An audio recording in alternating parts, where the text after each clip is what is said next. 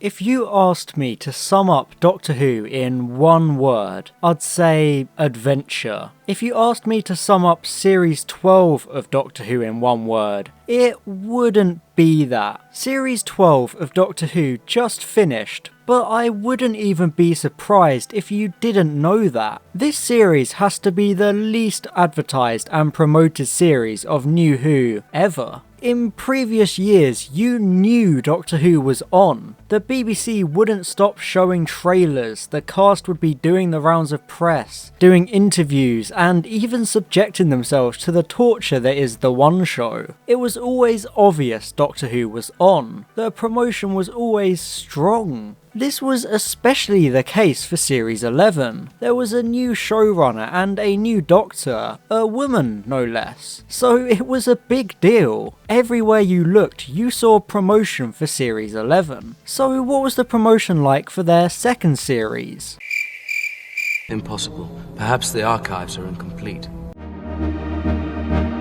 Every year since 2007, Doctor Who has had a panel at San Diego Comic-Con, with the only exceptions being 2014 and 2016. In 2014, we were still riding high on the back of the 50th anniversary, and we had a new Doctor incoming, and in 2016 there wasn't even a Doctor Who series coming up to advertise. However, there wasn't a panel at San Diego Comic-Con 2019, despite Series 12 not being far away, so there was no trailer shown, no promotion, not even a teaser. This was a huge mistake because Comic-Con is one of the best times to release trailers for anything. People eat Comic-Con trailers up because they're just swept up in all the excitement of having trailers pouring out left, right and centre. The only advertising for this series was directed at the people already watching. It was all on the Doctor Who social media channels, which you'll only see if you're already interested. It's preaching to the choir rather than trying to draw in new people with trailers in between other BBC shows. It doesn't matter how good your product is if no one knows it's there. No one will see it. It's what killed Annihilation, one of the best films of 2018. But that being said, as the old saying goes, you can't polish a turd. I'm not even surprised that Series 12 barely got advertised, because it's just not all that good. Yeah, I said it. Series 12 is extremely disappointing. It's miles better than Series 11, but you really need to look at the bigger picture. Let's look at this another way. Sir Alex Ferguson is arguably the greatest football manager in the history of English football. Under his watchful eye, Manchester United saw a revival from a fallen power into the most decorated English football team of the last 30 years. However, when he retired in 2013, Manchester United would see a sharp decline under his successors. Even the appointment of highly regarded manager Jose Mourinho was unable to return the club to its former glory. Right now, Manchester United are struggling in the hotly contested middle of the Premier League table. A 5th or 6th place finish under Ferguson would be seen as a disaster, but currently this position is seen as progress and an achievement. For most other clubs in the league, like Everton and Sheffield United, it would indeed be seen as a huge success, but it shouldn't be for Manchester United. This highlights how failure has caused standards to lower dramatically. Now you're sitting there wondering what the f this has to do with Doctor Who. But it's simple. Expectations right now are rock bottom. Doctor Who Series 12 has averaged around 5.5 million viewers. For most other shows, this would be amazing, but for Doctor Who, this is strikingly low. In fact, it has averaged the second lowest ratings of every NuWho series, only ahead of Series 10. This is shocking, especially when you consider the Series 11 premiere alone did double that, proving that the audience is there. The quality of the episodes has clearly taken a huge dive. Episodes that would have been average 10 years ago are now the standouts of this current era, and I feel like that's not being focused on enough. One of Series 12's biggest problems is that it takes itself far too seriously. Don't get me wrong, I love when Doctor Who is serious and handles drama, but it needs to feel earned. Series 1 to 10 balanced drama with a fun, humorous and energetic backbone. It was perfectly handled. The only humour we seem to get in Series 12 is constant snarky comments by the companions. This would be fine if it was just one companion doing it, like Donna in Series 4. But when all three companions are throwing out non-stop, snarky, sarcastic one-liners, it gets extremely tiring. There never seems to be fun moments where the main characters are enjoying themselves and having fun. There's no excitement. They're always so serious. It takes away from that mystical, fantastical and adventurous core of Doctor Who. The companions are one of the biggest problems for this series and the Chris Chibnall era overall. After 2 whole series, they're still just blank slates, devoid of character. It's important to remember that every previous companion was clearly defined by the end of their first series. At the end of Series 1, you knew exactly who Rose was. At the end of Series 3, you knew exactly who Martha was, and so on. With the 3 companions we have in Series 11 and 12, there's just nothing. Doctor Who cannot handle 3 companions from the get-go. It's simply not an ensemble show. It worked in the 1960s because each story was over twice the length of current episodes. There was more time for them to breathe and have things to do. When you put 3 companions in straight away, there's no time to properly develop them, because you have to spend the whole time balancing them all out and they end up just standing around asking questions. As of the end of Series 12, I still have no idea what kind of person the 13th Doctor is. I have no idea who her companions are. They all just exist. In terms of the Doctor, it's like Chibnall writes episodes expecting Jodie to put her own spin on the character, but Jodie doesn't want to deviate too much from how he's written her, so there's a huge disconnect. If you're going to have 3 companions, you have to work for it and build it up slowly. You don't put them all in the TARDIS straight away. Take Amy and Rory for example. For half of Series 5, it's just Amy in the TARDIS, meaning you can put the spotlight directly on her and we can get an idea of who she is and what she can do. We knew Rory exists because of the 11th hour, but we don't see him again until Vampires of Venice, where he joins them for 4 episodes. We clearly know both their characteristics, which means they're not jostling for screen time. When River Song is then mixed into the dynamic, it works fine, because once again we already know who she is from previous episodes. So you don't have to worry about trying to develop all 3 characters at the same time. It's a staggered approach and it works perfectly. If Series 11 had used Ryan as the sole companion until, say, Arachnids in the UK, where Graham joins, you'd get a better idea about both their characters. Then in Series 12, Yaz joins full time, and there you go, 3 companions who we've actually spent time getting familiar with, one by one. The lack of character development in Series 11 severely impacts Series 12, because you could put literally any episode of either series after the Ghost Monument, and it wouldn't make a single bit of difference. I'm honestly not at all exaggerating when I say Can You Hear Me was the first episode of this era that I actually got any kind of idea as to who these people are. That's their 18th episode, by the way. It should never take that many episodes for any character to be developed.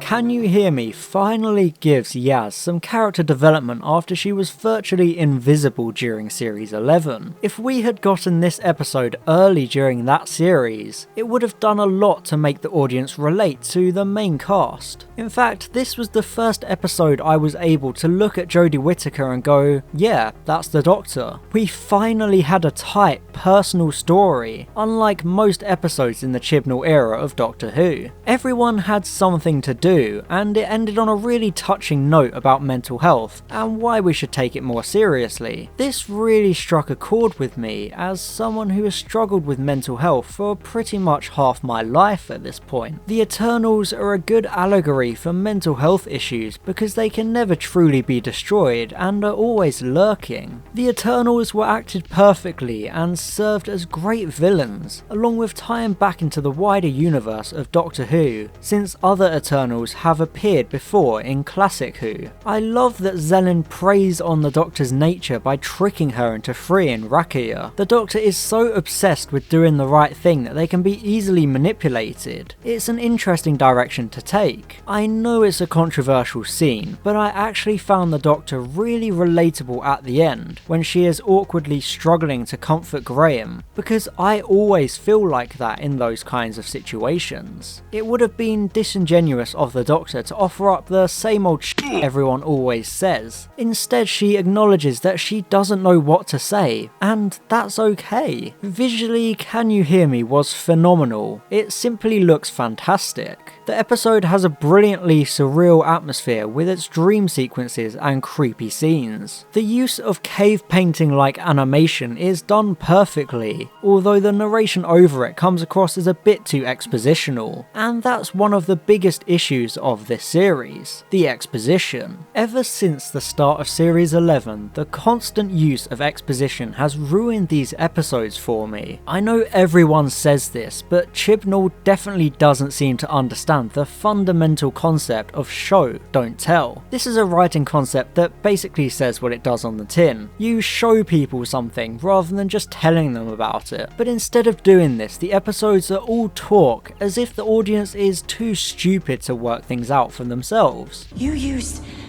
the chameleon arch to hide your identity, to hide your mind, even from yourself.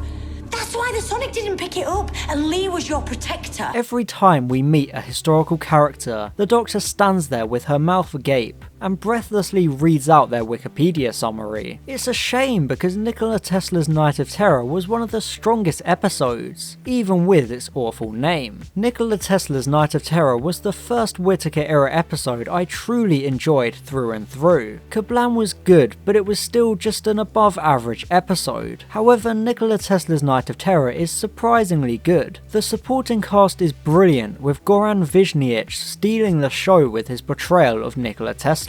Much like Tony Curran as Vincent van Gogh in Series 5, you really believe that Goran is Tesla because he brings the role to life so effortlessly. I also like how the Skithra reflect Edison passing off other people's inventions as his own. It's a great use of using a monster to illustrate the overall theme, although said monster is just a rip-off Rachnos. It's a very solid episode and it would fit into any other Doctor's tenure just fine. That's something to be proud of because almost no other Series 11 and 12 episodes can. Okay, I'm going to come out and say it. I didn't like how the story arc of this series turned out. Every arc-heavy episode was really weak and relied on big surprises to hide their deep flaws. The first big surprise of this series was the Master's return in Spyfall Part 1. This sent the fanbase into a frenzy and everyone loved it, saying it was an amazing episode. But it wasn't. Spyfall Part 1 proves that if you put one crazy surprise twist after 50 minutes of nothing happening, the fans will think it's a perfect episode. Seriously, this episode is so painfully slow and boring until the last 10 minutes where everything happens at once. To me, the whole episode comes across as generic science fiction. It doesn't feel anything like Doctor Who. Instead, it's like some awful CW time travel show like Legends of Tomorrow or something. Most of the events of the episode never come up again, such as the whole spy thing. Hell, they even got Stephen Fry in to say a few sentences, and then die and never get mentioned again. Talk about wasting a big name actor. To be brutally honest, Spyfall Part 1 is a waste of an hour. Spyfall Part 2 is a marked improvement on Part 1, but it's still far from great. It's paced slightly better than Part 1, but it still falls into the same old traps and does no favours for the Doctor, Yaz and Ryan as characters. Admittedly, the Master is good in this episode. I wasn't wasn't sold on him at the end of Spyfall Part 1, but Sacha Dhawan gets so much better throughout Part 2. However, the biggest problem is that the villain's plan makes no sense and was solved off screen. You just kind of sit there thinking, wait,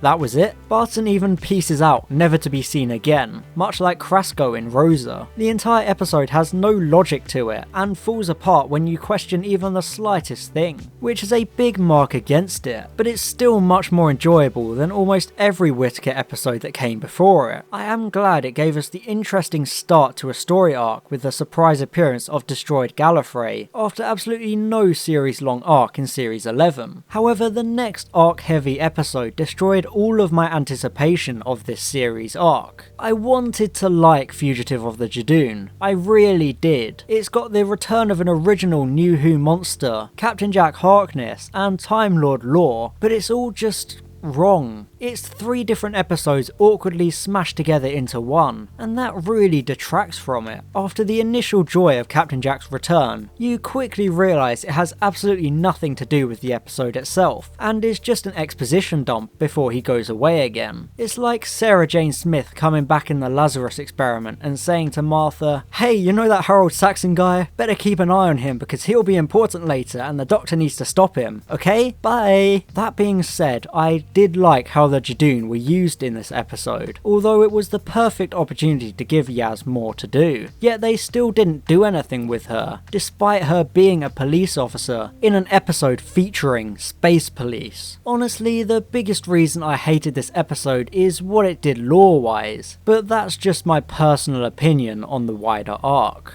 I thought that the episode was a game of two halves, because Fugitive of the Jadoon really shows how quickly an episode can go downhill with a singular narrative decision, that being a pre-Hartnell Doctor. Most of this episode was also just obvious setup for the finale, which would have been fine if this was a focused, Children of Earth style series, but when you still have 2 unrelated episodes left before this information is even relevant, it just ends up feeling like a big exposition dump, and makes those next 2 episodes feel unimportant. And, well, to be fair, Praxeus was very unimportant. Praxeus is a big, boring ball of meh. It's so boring. Basically this year's Ghost Monument. Praxeus is essentially the movie Birdemic if it wasn't even so bad it's funny. I went into this episode with a lot of hope because it's written by Pete McTighe, who wrote Kablam, the only Series 11 episode I liked. This left me incredibly disappointed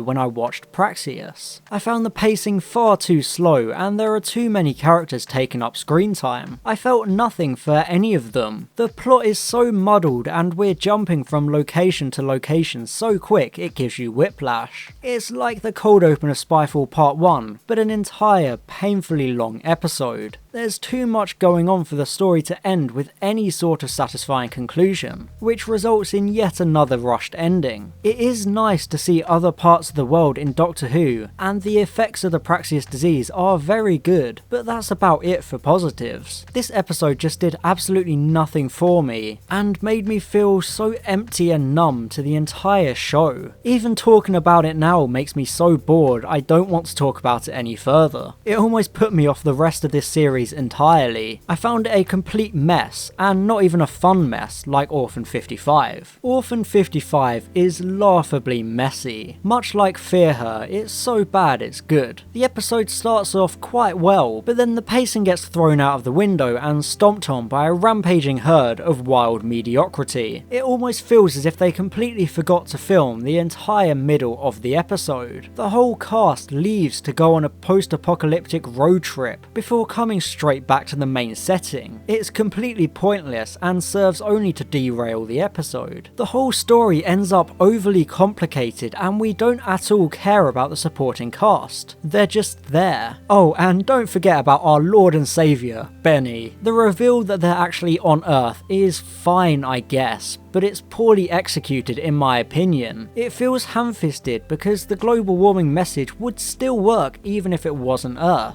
The ending is also really really stupid because the Doctor doesn't go back to save the two characters who stayed behind to die. She literally uses the TARDIS to save the doomed character 2 episodes later in Praxeus, which makes this look even worse for her not doing it. At least Orphan 55 is entertainingly bad. The infuriating story arc picks back up in The Haunting of Villa Diodati, which is an episode I still don't know how I feel about. There's just something off about it and I can't put my finger on it. I wanted to love it. It has ghosts, Cybermen and a good sci-fi premise with the shifting infinite house. On paper it's the perfect setup for a Doctor Who episode, and as you may know by now, Cybermen are my favourite Doctor Who monsters. However, the whole episode just left me confused, not because of the plot or the narrative, but I just wasn't sure what I even felt. That has never happened to me before, with anything. I always know when I like or dislike something, but this was the first time I've been left genuinely confused and unsure of what I think of it. I think the pacing may be the problem, because it felt like the reveal of the Cyberman should have been a bit more impactful and dramatic, as a cliffhanger to a part 2, but the show just plays it off like it's nothing. And talking about the Cyberman, it somehow seemed more robotic than all the other NuWho Cybermen, despite trying to move away from that aspect. It basically felt like a Borg from Star Trek got lost and walked onto the Doctor Who set. The standout highlight is that, much like Can You Hear Me, Jodie actually manages to feel like the Doctor, thanks to her speech about the responsibility on her shoulders. Because sometimes this team structure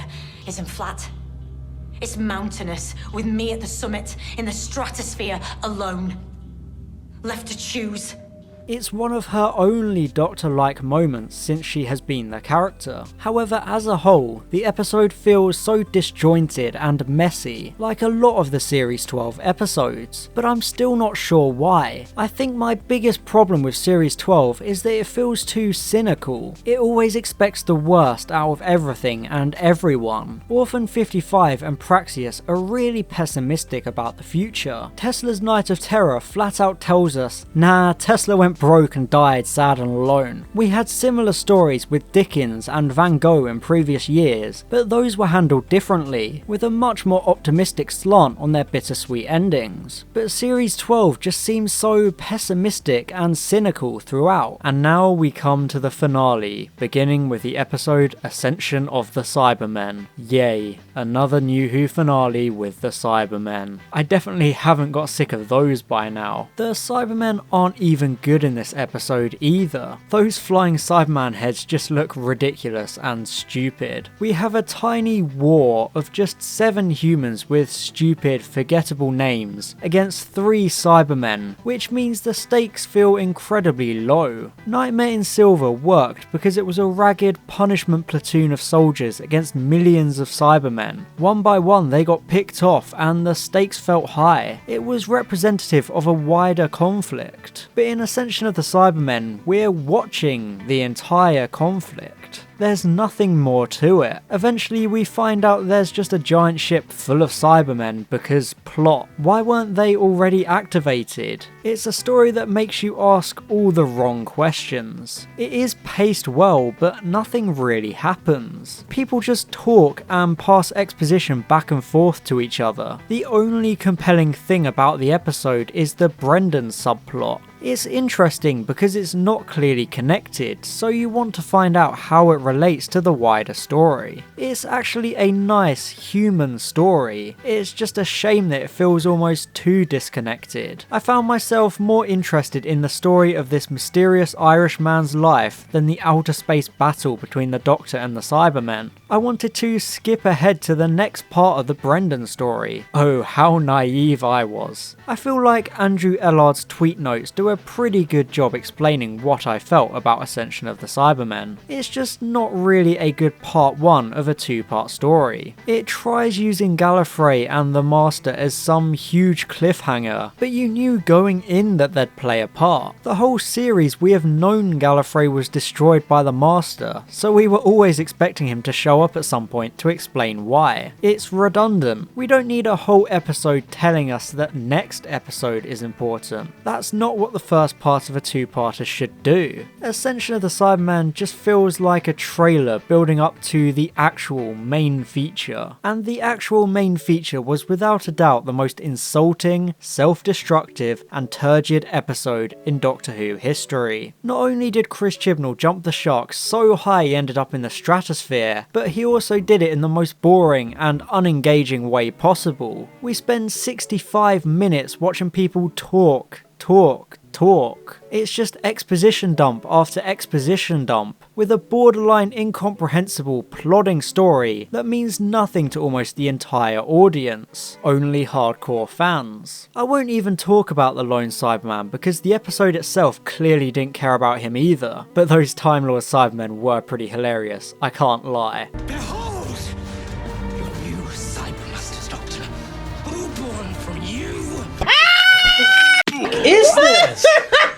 The biggest talking point of this episode is the big revelation that the Doctor is literally the most important thing in the universe, and is the entire reason Time Lords exist and can regenerate. The episode throws this revelation at you pretty early on, so you end up waiting the whole time for it to turn out to be some kind of trick. But nope, that's who the Doctor is now. I know she is special because she's the star of the series, but I've just always preferred the idea that the Doctor was a non-conforming Time Lord who ran away, rather than the reincarnation of the being that started it all. I feel like it stripped away the mystery of the character. Why does the Doctor need to be special? The whole message of Doctor Who has always been that anyone can make a difference. But now we're being told our main character, our role model, isn't a normal person anymore. They're above us because they were born that way. It goes against the entire message of the show, and that's the reason I hate this so much. The Doctor is the one character in Doctor Who that shouldn't have a proper origin story. But honestly, I still feel like this is all too recent. Right now, my head is still all over the place and mostly clouded with rage, so I'll probably revisit this whole thing down the line. The Timeless Children was just such a slow and exposition heavy episode, regardless of what it did to the lore. It just wasn't done well at all. It was bloated, more like an audiobook, since the Master just narrates everything the whole time. But you know what? It all makes so much more sense when you realise this whole story arc is Chris Chibnall's childhood fanfiction.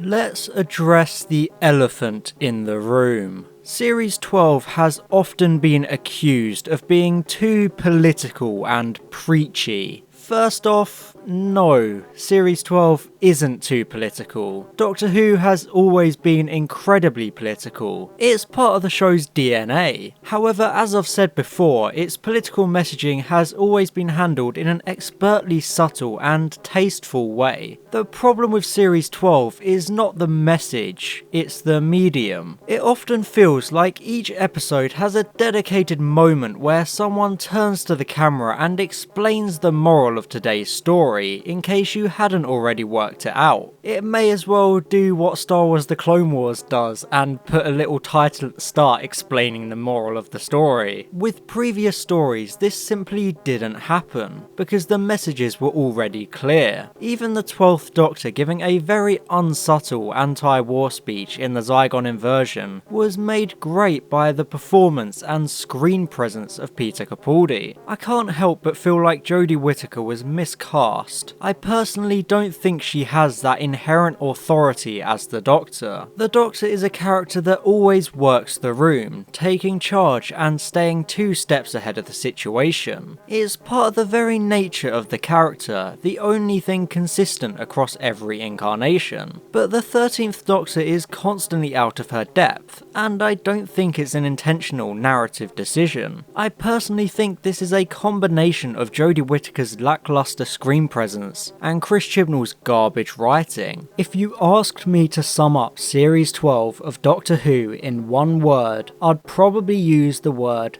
disjointed. The structure of series 12 episodes are so predictable and segmented. It's like when a writer writes out a bunch of post-it notes to plan out their story, but they don't join them together properly. It's how I wrote stories as a kid, very staccato-like, just going from moment to moment and place to place without letting anything breathe. None of it seems to flow nicely. It's just like the writers are trying to meet their story beats. It doesn't feel like it's Doctor Who. It feels like it's constantly battling with itself. The tone is always muddled, and episodes feel like they're multiple episodes smashed together, like an intern was running to the production office with all of the scripts and tripped over, putting all the pages back together in completely different orders. There's simply no identity. With Davies, Moffat, Hinchcliffe and virtually every previous head honcho, there was a clear direction and identity for the show. I simply don't see that right now under Chris Chibnall. It doesn't matter how fancy and expensive your cameras are, where you film it, which big name actors you bring in. When the stories aren't good,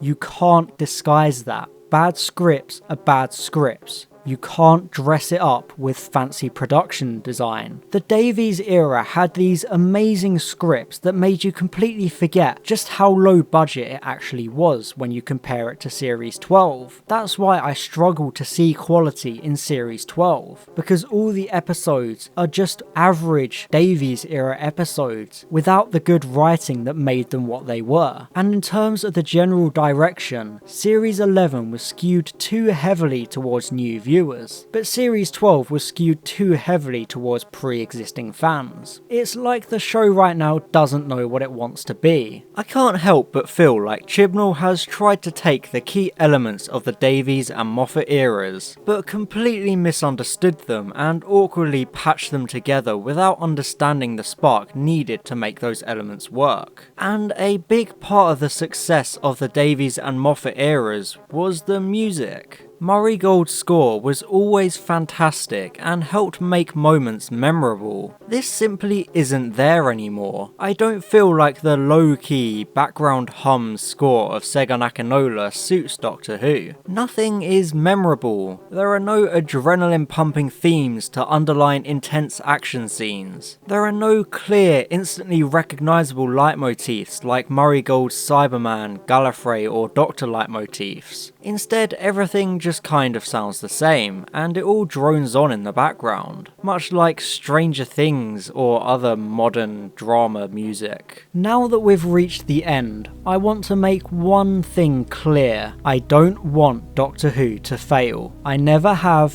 and I never could. It's the single best TV show ever created, and I say that without a hint of irony. It's a show that has inspired generations upon generations of writers, directors, scientists, and all sorts of other people. If Doctor Who was to be cancelled, which it inevitably will at some point in our lifetime, I don't want it to go out like this. I personally do not like this current era of Doctor Who. I don't like Chris Chibnall as a writer, and I don't think Jodie Whittaker was a good choice for the lead role. But I accept that there are a lot of people who very much do love this era. Children will be inspired by it, just as every other era has done before it. But in its current state, Doctor Who is not sustainable. Viewership has plummeted to a level where you cannot use the usual excuses anymore. There is something fundamentally wrong with the show right now, and something has to change. I don't know what it needs to do, but if Doctor Who wants to ever return to the cultural and commercial glory days of David Tennant and Matt Smith, it needs to reinvent itself. Which is funny, because the franchise kind of has a knack of being able to do that. But what did you think of Series 12? Did you like it, or did you not like it? Let me know in the comments, and thanks for watching.